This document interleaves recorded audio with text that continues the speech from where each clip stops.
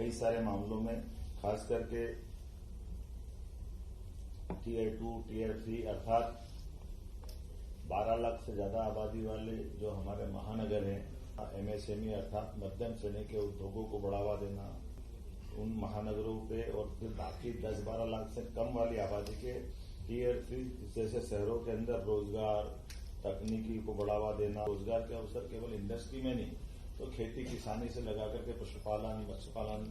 मुर्गी पालन से लगा करके सभी सेक्टर में समान रूप से सरकार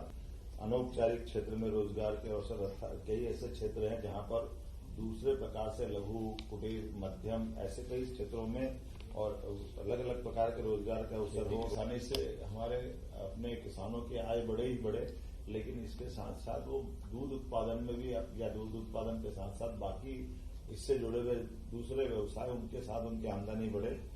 सबको रोजगार मिले। और उससे बढ़कर के पशुपालन को बढ़ावा देते हुए जो 9% की दूध उत्पादन क्षमता है उसको 20% तक ले जाते हैं। शहरों को आर्थिक रूप से कैसे समृद्ध बनाए, अर्थव्यवस्था को सुदृढ़ कैसे करे,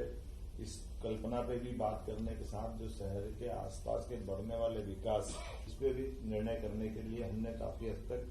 इस पे आज हमारे मंथन में विचार हुआ है। पास में नगर निगम वो अपनी कैसे बनेगी, जो नगर निगम है, नगर निगम के पास के बाद के जो बेल्ट है, उन बेल्टों पे पंचायत आ जाती तो, और उसमें निर्वाचित एजेंसियां भी, जैसे निर्वाचन की एजेंसियां मान लो नगर पालिका है तो नगर पालिका के, और जो संबंधित वर्ग है उन वर्गों का हित हो, मध्य प्रदेश का स्थान इस दिशा में लगातार आगे बढ़े। जिन्हें विकास की दृष्टि से विकास परक कल्पना की गई कि इस तरह से सभी वर्गों के अंदर लगातार कामों के अंदर गति मिले। और कई सारे मंत्रीगणों ने सुझाव भी दिए और इन सुझाव को भी जोड़ते हुए जो प्रस्तुतिकरण किया गया उसमें भविष्य की दृष्टि से मध्य प्रदेश बेहतर से बेहतर स्थिति में बनकर आए